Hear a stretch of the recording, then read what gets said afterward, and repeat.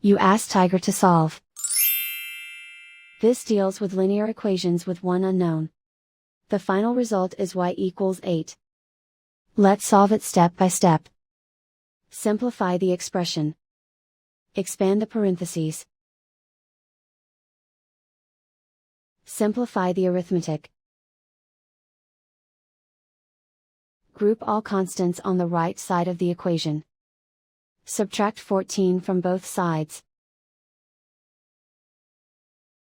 Simplify the arithmetic.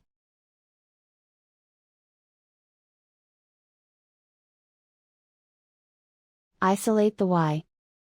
Divide both sides by -2. Cancel out the negatives. Simplify the fraction. Cancel out the negatives. Find the greatest common factor of the numerator and denominator. Factor out and cancel the greatest common factor. And so the final result is y equals 8.